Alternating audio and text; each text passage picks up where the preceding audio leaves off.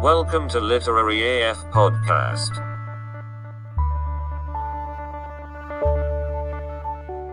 Edit out my throat clears. No, in fact, we just got that on mic. Welcome, everybody, to the Literary AF episode of... 37. Hunger Games. What? Hungry Games. What? Huh? What? Okay, so we're talking about a book today. Believe it or not, the crew here at Literary AF is covering a book on their podcast today. Yes. On their Wow. book podcast. Yep. And that is Hunger Games. Yep. It's by Suzanne Collins. Yep. Stephanie Meyer's little sister. A fun fact. No. Totally true. No. It is a book about Revolution. starvation Oh, yeah. and... Unwanted love triangles. Nonsensical love triangles. Yes. Definitely that. Also, And about pocket flour. eating food, I think, especially in the first book. Yeah, there's a lot of eating food and drinking water and not doing those things. Yes. Um, The this is- dichotomy of life. we're weirdly beating around the bush for this YA novel. Okay, let's start with the story, the plot. So in this book, we have Katniss Everdeen. Yep. She is a person. She is a 16-year-old woman who is hungry all the time. How do you even explain this book? Like, because you have to talk about the world, Yeah, right? there's a lot Yeah. to cover in this one. I mean, All right, let's do the backstory of the world.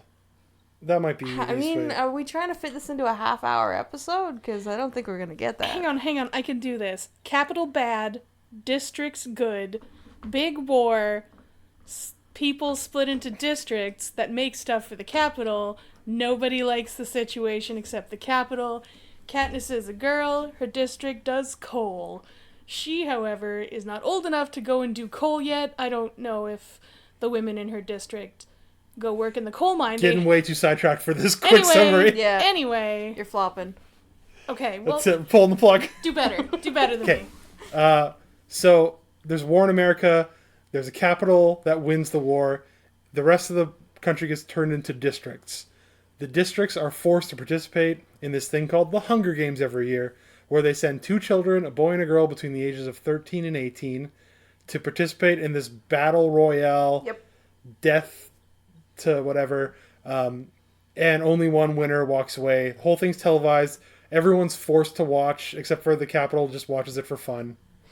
And Good times. yeah, Good times watching kids kill each other the week.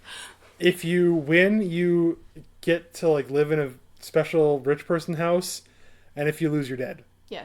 Yeah.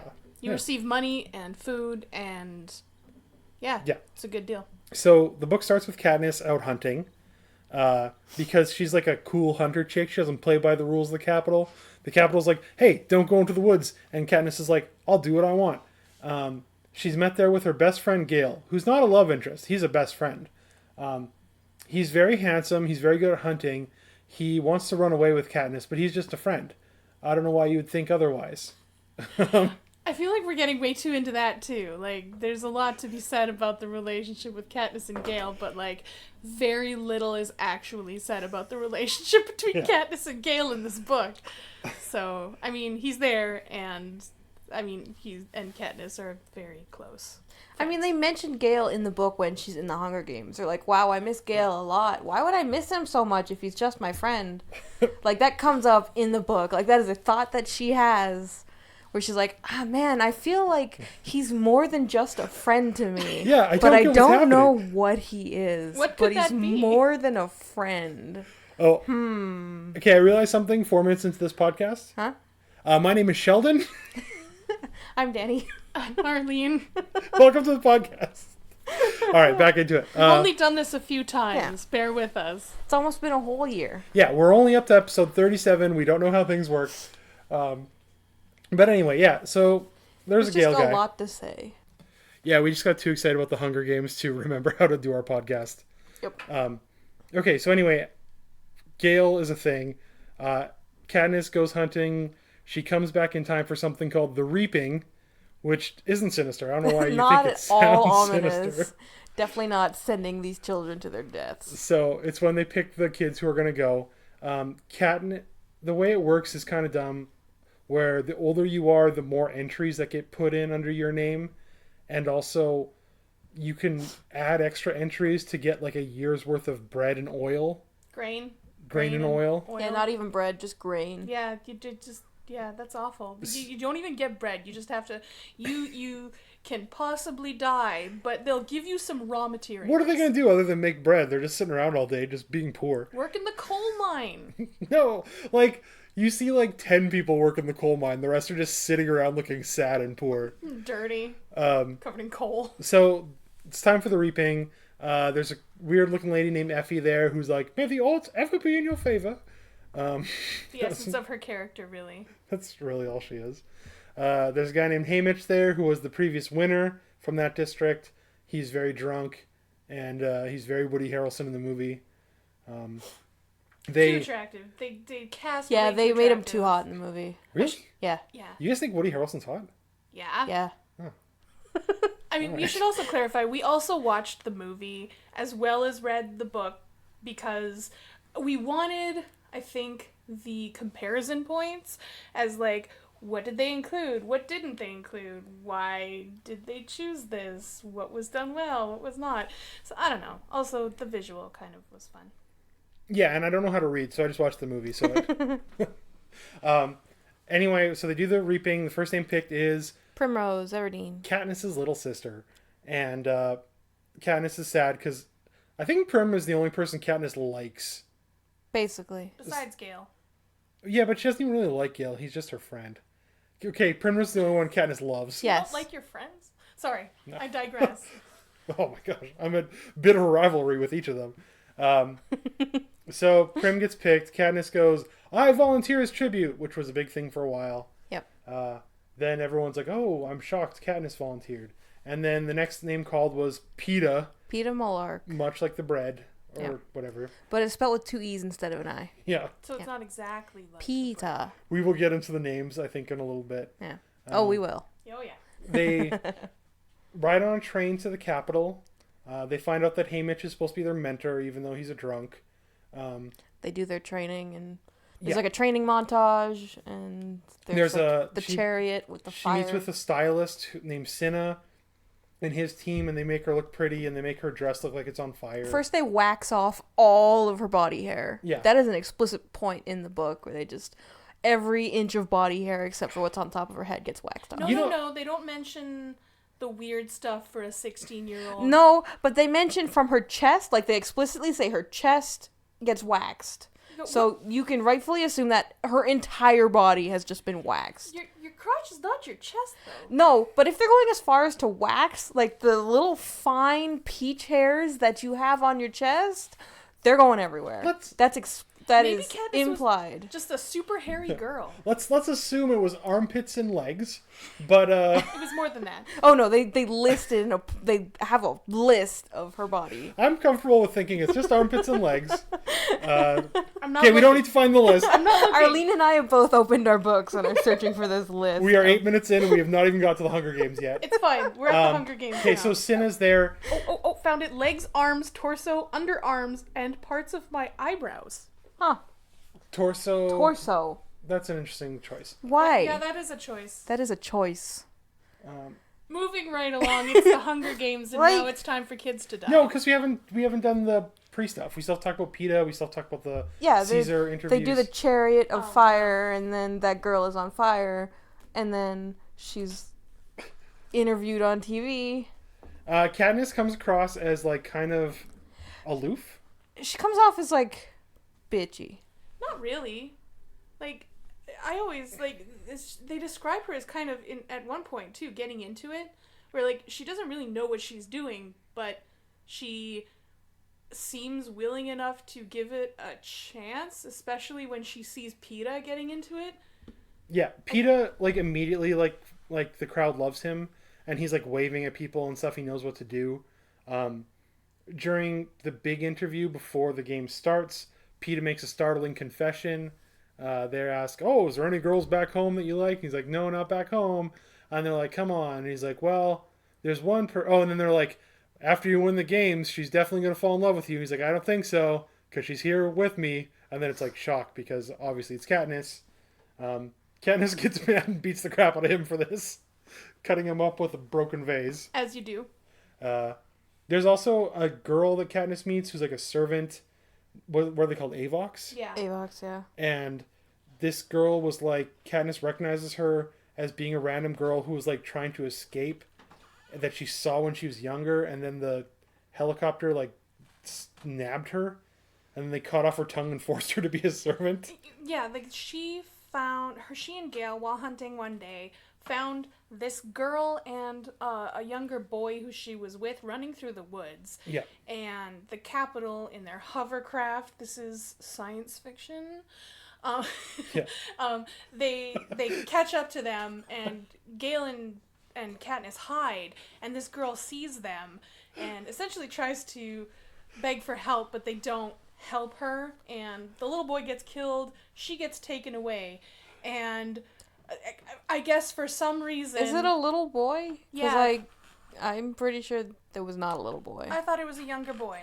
No, because he gets, like, speared through the chest and then pulled up by a rope. Yeah, mean, this you game, can do this that book to a would never small kill child. children. No, like, I'm pretty sure it was, like, a lover's situation. If- Like, I think it was an adult male. Okay, Maybe. first off though, I just want to say, I imagine there's one listener at home who had never heard of the Hunger Games, was totally confused what we were talking about, and then Arlene said, "This is science fiction, by the way," and they're like, "Oh, it's science fiction." Sorry. It's okay. Yeah. So anyway, that happens. It's I not also really wouldn't really important. call it sci-fi. It's more YA It's, dystopia. yeah, post-apoc. That's a guess dystopian. subgenre. Dystopia is, yeah, I would definitely call it sci-fi. No. I would not. You and your genre rules. Yeah, that's weird. No, I would not call dystopian sci-fi. That's not, like, you can have dystopian that's not sci-fi. Sure, but Walking Dead is also Wait, sci-fi. can you? Walking Dead is not science fiction. What is it? Walking Dead is like a horror. It can It's be both. post-apocalyptic, like, dystopian is its own thing. I don't think that Sci-fi- post-apocalyptic is its own genre. Science fiction is like future shit, Not always. Well, technically, this book takes place in the future. technically. They have hovercrafts. I mean, They have tracker jackers. All right, Yeah. we're getting tracker hijacked. Genre politics. Okay, so then, we also have to mention, so they have the training thing. Katniss goes in. They have to do this danger assessment of each of the tributes, and Katniss goes for hers, and they're ignoring her because they're eating their supper, and so she takes her bow and arrow and she shoots the apple out of a pig's mouth that's on the table, and they're like, "Oh, scandal," because she shot an arrow at the people in control of her fate, and they end up rating her super high on the danger list. She's an 11 Out of 12, out of 12 to give context. on the danger list. So yeah, it's important because in order to attract sponsors, aka people who just, they pay money to give you bonuses during the game. Mm-hmm. You want to be an impressive participant, I suppose. utopian and dystopian fiction is its own genre. It's a genre of speculative fiction Oh, interesting. that explores social and political structures. Okay, well that's important for us to know. Speculative fiction Yeah. involving science. Yeah. No, Um, it says, one second, where'd it go? No, I mean They are speculative. commonly found in science fiction and other speculative fiction genres, Oh. but that doesn't mean that they're sci-fi. Sure it is. Anyway, It's this calling- is a romance. It can be many things. Okay, so anyway, we can go to the games now, right? Yeah. The kids get sent to the games. It's like this random patch of woods. This book is so convoluted. Every time I'm thinking of something, I'm like, oh, I have to talk about how they're standing on stupid exploding platforms. And if they don't wait for a full 60 seconds, then they get exploded for some reason. Anyway, so we're just going to motor through the plot so that we can actually discuss things and have it be a little less confusing. They're at the games. They start. Katniss is supposed to run away and find water, but instead she sticks around to find a backpack and then almost gets attacked by one of the other tributes. Or I guess she does get attacked. She runs away. She is dying of thirst for a while. And then she finds a stream or something like that. They make it they make a huge point of her actually almost dying of dehydration. Yes. Like she goes through a huge period right at the beginning of the games where the initial advice from Haymitch was like go find water. Yeah. And she is trying to do that, but it's taking her way longer than she expects it to. Yeah. So the first part of the games is super... I don't want to say it's anticlimactic, but she's really not fighting anybody so much as she is just like, I'm going to die of dehydration. It's survival unless... more than action. Yes, yeah. So, I don't know, I thought it was... It added a different layer of drama, and I think kind of emphasized that part of... Well, I mean, a big part of the games is... It's environmental rather than worrying about people. So then, after she finds water, the capital people start a fire in the woods to like push the tributes closer together, and they shoot fireballs at Katniss because they think it's entertaining or whatever. Or that's more of a movie thing, but still. No, they do it in the book too. But the whole like angle of the capital people being like, "Ooh, here comes another fireball for her," that's not explicitly stated in the book, I don't think. Well, the entire book is told from Katniss's perspective, so she doesn't see the capital people plotting like they do in the movie. Right. Okay, enough sidetracking. So she gets hit by fire. She is burnt. She is trying to cool herself off in a stream when a group of the like professional tributes, they're the ones from the districts who like kind of, they don't explicitly train for the games, but they're like more prepared for the games than the other districts are. They find Katniss. Katniss runs and hides up a tree. The capital kids aren't able, or the tributes aren't able to climb after her. Peeta is with them, and Katniss is kind of shocked by this. She also notices that one of the girls has the bow and arrow. The girl tries to shoot her, but the girl doesn't know how to fire a bow and arrow properly, so it doesn't do anything. Katniss waits up in a tree for a while, and she's burnt, and she's like, "Oh, I'm hurt." Rue is there. Rue is the best character in the book. She's like a little kid. She's hiding, and then she tells Katniss, "Hey, there's some bees above you." And then Katniss is like, "Oh, I should drop the bees on the bad guys' heads." And then the tracker jackers. The bees are called tracker jackers. They're wasps. They are especially genetically hybrid bugs that are more dangerous than normal bugs. Super venom that give you hallucinations and may also kill you. And they follow you forever, and they never let go. And yeah, it's funny. So Katniss saws off the branch. It lands on the girl with the bow, who's named Glimmer. Pretty good name, right? The Glimmer dies from bee stings. Katniss is like hallucinating because she was also stung. She starts running away. She goes back for the bow and I think gets stung again. And she's like really hallucinating. Peeta like grabs her and tells her to run because the other ones are coming for her. Katniss hallucinates in the woods for a while. And then she wakes up with Rue. Yes. And Rue takes care of her. Yeah.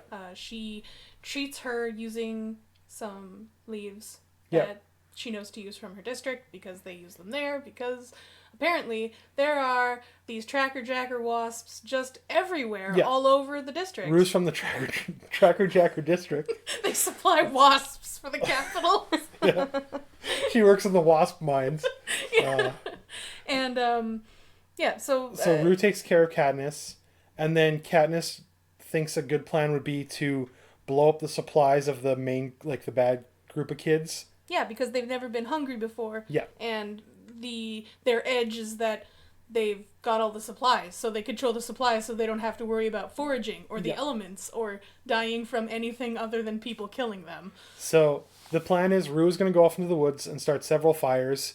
The capital kids are I'm going to call them that even though they're not technically from the capital, just because it's easier than... They're the careers. Yeah, they're called the careers. The careers, that's what they're called, yes.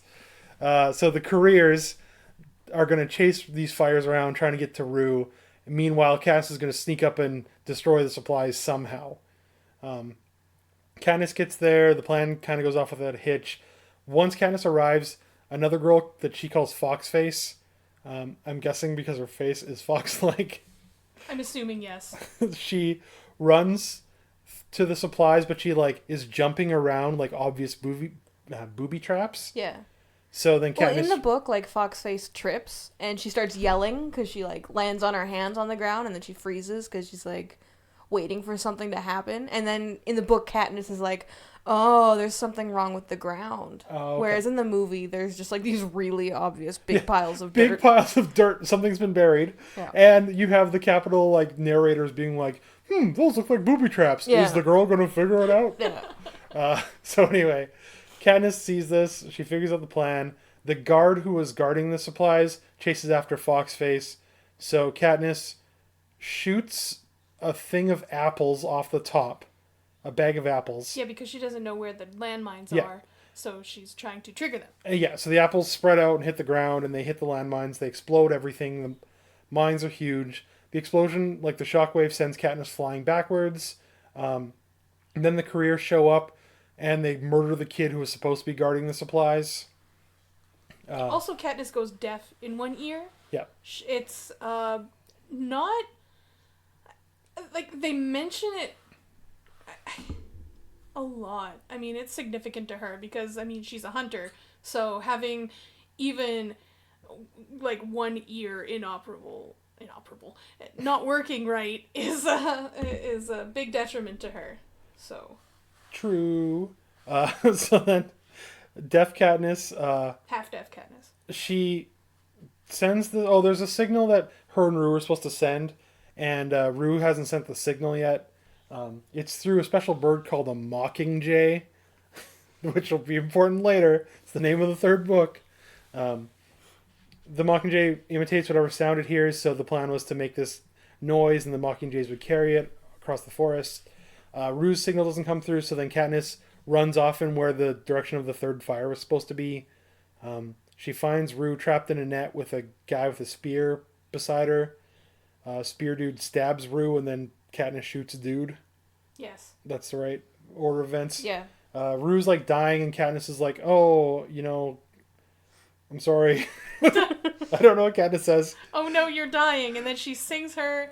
Yeah, she sings her the lullaby. Yes. And then whatever district Rue's 11. from, 11, they send her bread. And then Katniss is like, thank you. I know you guys are poor, but thank you. It's like a big moment. Katniss also like gives Rue like a proper like burial almost, and she covers her with flowers as a way to say like our lives aren't disposable, we still matter. Which in the movie it kind of happens, but like I feel like the deeper meaning of that moment is lost.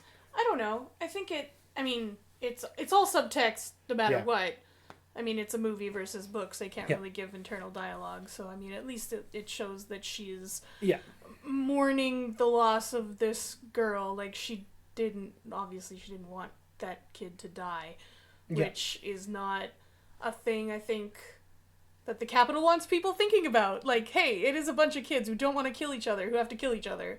Mm-hmm. And so it's kind of being like, no, wait, we're people, and people who have people who care about them. Yeah. They're like, hey, I know it's really fun to watch kids murder each other, but it's actually bad. Yes. Which is kind of the theme of this book. So then they make an announcement that if there are two tributes can win if they're from the same district. And then Katniss goes, PETA! She yells it out. And then the cameras catch this, and, that's supposed to be a big moment in their budding romance. Drama. Katniss goes, looks for PETA. She finds him disguised as a rock beside a river. Yep. Where did he get the paints? Like, where? See, I felt like in the book, he just, like, covered himself up and, like, covered himself with mud. But in the movie, it's like a professional makeup job. He looks like an ant or something. Like, he is so, like, well grafted into the side of this, like, rock. It's insane. Yeah. So anyway, so she finds him. His leg is badly injured from that Cato, which is like the main career dude. Katniss carries PETA back to a cave and takes care of him. As she like leans into the romance angle, Haymitch sends her presents. So she realizes like, oh, this is how we can get gifts. They spend a day in this cave, which is kind of my favorite part of the book. I don't know about you guys. The cave with PETA. Why? Why is it your favorite part of the book? Because it's like this sweet little moment in the middle of this like chaos, and it's like they're getting to know each other, and PETA is the best. PETA is rules. the best. So I agree with that. Yeah, I like it. But yeah, I mean, it's a heartwarming moment. I think they really need to they really needed to push PETA as a love interest so that the triangle would actually work. But they didn't need to push PETA, they need to push Gale. Because the PETA one, I feel is almost natural, especially in the cave part. Oh, I don't think it's natural at all. I have a lot of feelings about What? any kind of romance in these books at all. Like, Oh my and, gosh. yeah, I'll talk about it later. But In my mind, the only way romance happens is if you're being hunted by other children. Sheldon, what kind of relationships have you had? A very, very assorted history. Okay, so they're down there. PETA's getting sicker. They make an announcement that they're having a feast where supplies will be given because each tribute needs supplies badly. And it's basically like set up for a bloodbath where all the tributes are going to come together and kill each other. PETA's like, Katniss, don't go. And Katniss is like, well, I might save you. And then Haymitch... Oh, and then she kisses him, I think, to like get him to shut up, maybe? I think It's so. usually how it goes. Yeah. And then Haymitch sends her a present, but it's not the medicine. It's sleeping or sleeping syrup or something. And then so she realizes, oh, I can knock PETA out, and then goes get the supplies. It's the best too, because she's like, oh, look at these berries I found. They're so sweet. It's sugar berries. And he's like, sugar berries? Yeah. This tastes like syrup. Yeah, Aw, this tastes like Katniss. sleeping syrup. Katniss, come on. And then, so she goes. While there, she almost gets killed by the girl with the knives. Clove, I think? Yes. Then Thresh shows up. Thresh is like Rue's fellow tribute from that district. Thresh hears Clove mention Rue's name, so he kills Clove. He asks Katniss something. Katniss is like, no, Rue was my friend. I helped her. And then he's like, okay, well, we're even now. And then Thresh steals Cato's supplies and runs off. Like, basically just like, come fight me, dog. Yes. And then Katniss just takes her supplies and runs back to PETA. Saves his life. Saves his life. Then he's well enough that they can start like going out again, and they forage for stuff. She hunts while he looks for like berries and roots and stuff. He finds there was also a cannon fire that Katniss thinks is PETA dying, so she runs back to PETA, and it turns out that it's Foxface died because Foxface stole the supplies that PETA got. These super mega poisonous ass berries that clearly neither PETA nor Foxface knew anything about. So she dies, Katniss. But gives Katniss PETA recognizes an them earful. instantly because they look like blueberries, and everyone knows blueberries are poisonous. Don't need to explain that to you guys. And they have a dumb name too, don't they? Like Nightingale. Nightingale? Or night something. Something. Yeah, night. It feels Something. like Night Danger. I thought it was a cool name, but But you like Tracker Jackers. You have a Tracker Jacker tattoo. what? No. For the listeners at home, Arlene absolutely has a Tracker Jacker tattoo. Don't listen to what she says. It's real. If you want me to get a Tracker Jacker tattoo, though, I could do that. Send $1,000 to the Patreon. I don't need that much. Mark Sheldon. No. Okay, so anyway, so it's only... At a certain point, there's only 3 people left. Thresh gets killed by Cato. It's just Cato, PETA, and Jennifer Lawrence. No, Katniss. They decide to head back to the cornucopia. To fight Cato, because that's the only way they're going to win at this point. And also, they release something to stop them. And what are these things called? Mutations? That's right. The best name in the book. It is Mutations, which is a mutation of a dog, but it's kind of a wolf. But mutations are everything. Those are Mockingjays and the Tracker Jackers. Like, that's all called mutations. It's a universal horrible name. Yeah. Capital created. Wait, that makes less sense.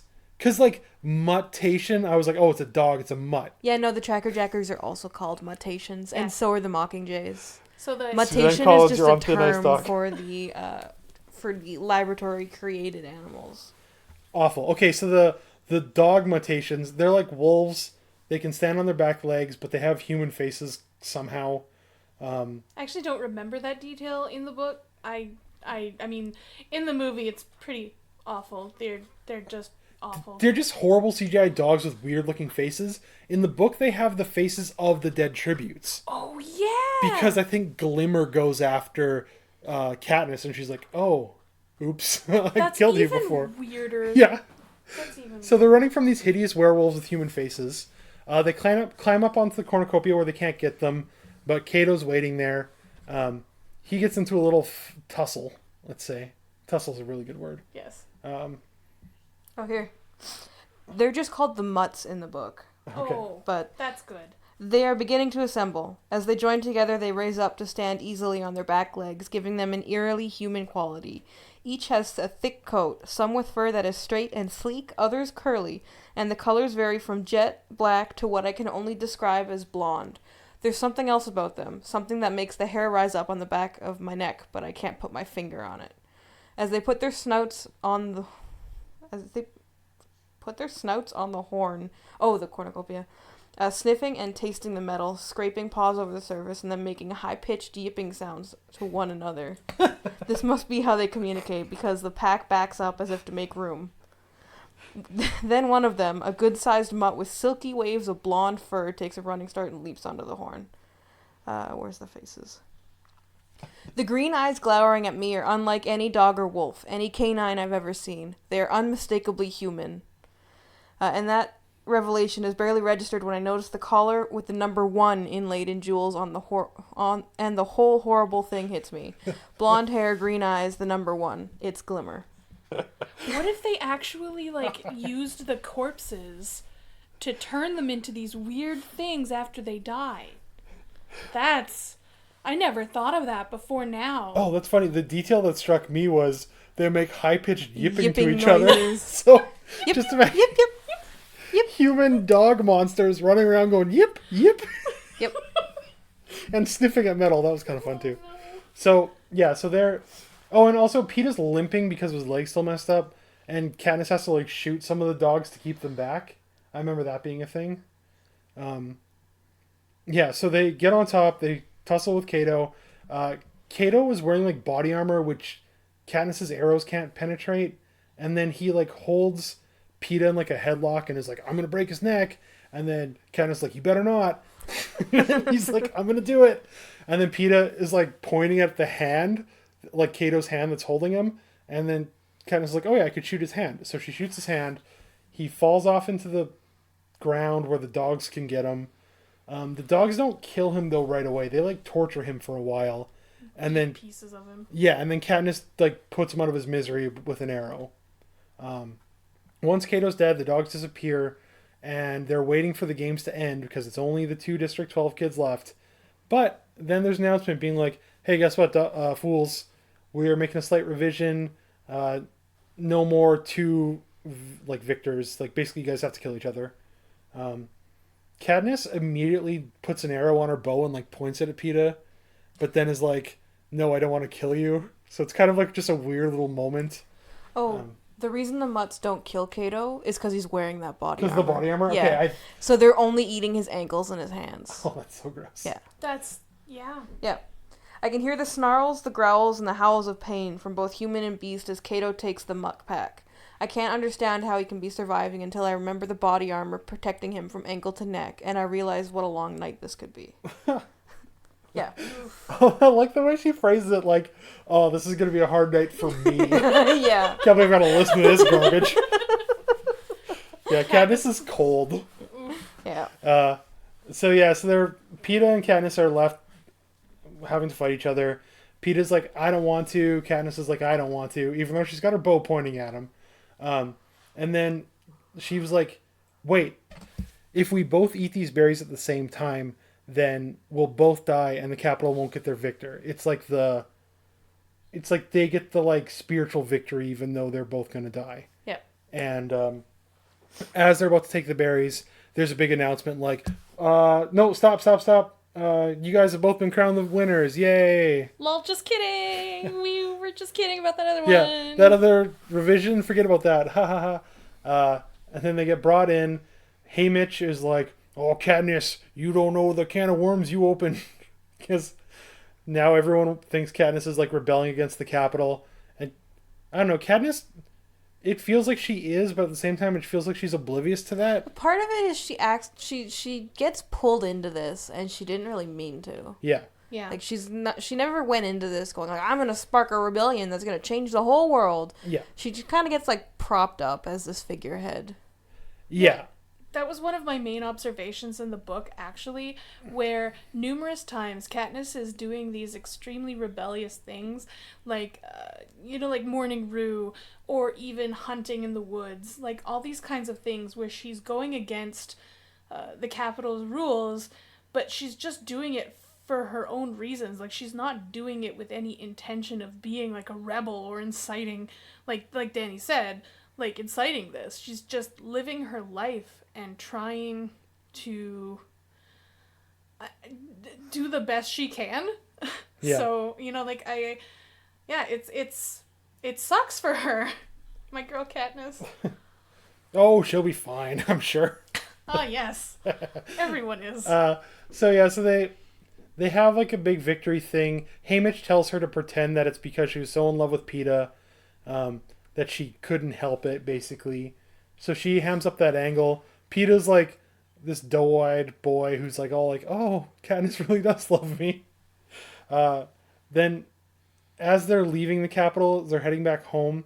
Katniss mentions that that it was all an act, and Peeta gets deeply offended by this. And then he's like, okay, we'll pretend one last time, but then I'm not talking to you ever again, kind of thing. And it's like, then Katniss realizes that maybe it wasn't an act and that she actually did like Peeta. I just remember it's a weird, like, note to end the book on. Well, yeah, I mean, the series isn't done at that point, so really, she can leave as many loose ends as she wants to. Yeah, but it's like it's not a victorious ending. It's not I guess it's kind of like a romantic cliffhanger, but it's like Katniss is like, yeah, I don't actually love you, I was pretending. And then he's like, oh, well, I'm mad now. And then she's like, oh, maybe I did love him. All right, book over. And yeah, that's how it ends. Like, that's the romance in this book. It bugs me for that reason. I shouldn't say bugs, because I understand why it's there and why it's kind of framed the way it is, because Gale on the one hand is like her best friend. I mean, they have so much in common. They have the same roots. They have the same, like, I don't know. I don't think that you can be that involved in someone else's life and not, like, feel something really real for them. But she and Peeta also have this shared experience, this shared intensely traumatic experience, and were pushed together in a super emotionally charged time. But at the same time, Katniss she's never about the romance. Katniss is just, she wants to save her family. She wants to survive. So it's never like Katniss is motivated by romance at any point. Yeah. So, that's I don't think that the romance was shoehorned in, because I never feel like it's been shoved in my face, because Katniss is never like 100% involved in either of those relationships. Here's my theory. Katniss is a psychopath, or at least a sociopath. She doesn't care about anybody. She's oblivious to love. She's oblivious to, like, the rebellion things that she's clearly doing are rebellious. She only cares for Prim in the entire book. She hates her mom because her mom didn't take care of her. She hates Peeta and thinks he won't remember her, even though he tried to help her out back in the day. She, like, is always, like, totally oblivious to other human emotions. She has, like, zero empathy throughout the book. I totally disagree with you. Yeah? For a whole bunch of different reasons. Okay. Danny, what do you think? Just one. Does Katniss have real human emotions throughout the book? I mean, she does. They're just not good ones. She is not good at feeling things. I will give her that. But I also think that Katniss has lived one big, long trauma reaction. And she's had to grow up super fast. Like, she was 11 when her dad died, and she had to become her mom because her mother went into a depression so deep that she could not function as a person, so Katniss had to be Primrose's mom. So, like, she does mention many times, like, she cares for Gale, she cares for Primrose, she cares for Peeta even, she cares for, like, she definitely did care for her mother, she loved her dad, You know, like, it's just, she's... has a hard time, I think, expressing it in a normal manner, but I don't think that's because there's something wrong with her so much as there's something extremely wrong with the world that she was raised in. And I don't... I feel like it's something Elliot Rodgers would say about himself.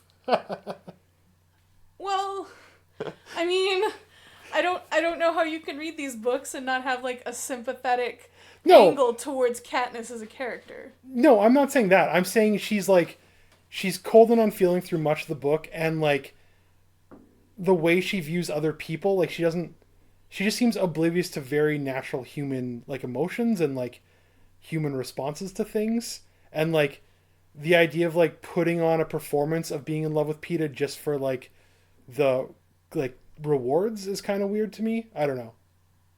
Yeah, I mean, but they both had to do it. It was a strategy rather than... It wasn't a show for Peeta. No, it was never a show for Peeta. No, for Peeta it wasn't. No, it's Katniss who's being like, oh, he's doing a show. And he's never been doing a show in the whole thing. Because she's never been thinking about romance. It's always been about survival. Yeah. She's survival mode to the point where she, like, has lost her human empathy. That's the way I see her. Okay. Well, I can kind of go for that. But I don't know. Danny, any thoughts? Nope. All right. Well. All right. No, we're going to go through the other books, probably. Yeah, I don't have opinions on this romance triangle until we get to the third book. So, and Sheldon hasn't read the third book yet, so I can't yell about the things that I really want to yell about. I'm halfway through the third book right now. No, because this is all... I have a lot to say, but I can't say it until the third book. So. Okay. So Danny delayed opinions regarding romance. Likes, dislikes about the book itself. I like the setup. I would have liked books that were just about the Hunger Games. Yeah. Yeah. Like, she could have done, like, a 75-book series, and each year is just a different year of the Hunger Games. I was thinking I would have read all of them. She could have done a 12-book, like, one from each district perspective. Yeah. About, like, a different Hunger Games. Yeah. But... that would have been cool, too. Yeah, I just, the Capitol stuff kind of... It's so cartoonishly oppressive. It's kind of funny. The Hunger Games part of the book is the best part of the book. By far. Yeah. Oh, yeah. Even for the future books, the Hunger Games part is the best part of the next book. Yeah, I'm definitely going to talk about that in the next episode, because that's one of Catching Fire's problems. Okay, well, anyway, so tune in next week. We're going to talk about Catching Fire. It's the second part of the Hunger Games trilogy. Yes. Danny, where can people find us? You can find us on Facebook, iTunes, YouTube, Spotify, Podbean, Literary AF. Our Gmail is literaryafpod@gmail.com. I post links to the episode on Twitter at LiteraryAFPod, and my Twitter handle on Twitter is Danny_reads. Also, big exciting news. Danny is going to start a Twitch channel where all she does is sit and read quietly. I mean, in front of a camera. She's could. going to be live streaming 6 hours a day, every single day. Oh, man. Oh, wow. Only if you're willing to pay me. And all the donations are going to the group as a collective. Yeah. Imagine how much you could get through your TBR, though. I know, yeah. 6 hours of devoted reading a day? Yeah. Hell yeah. All right, thanks for listening, and tune in next week. You popped that back on while I was in the middle of a yawn. 100% on purpose. All right, bye. Bye. We're not editing that out? You gotta say bye. We're waiting for it. Oh, bye. Perfect.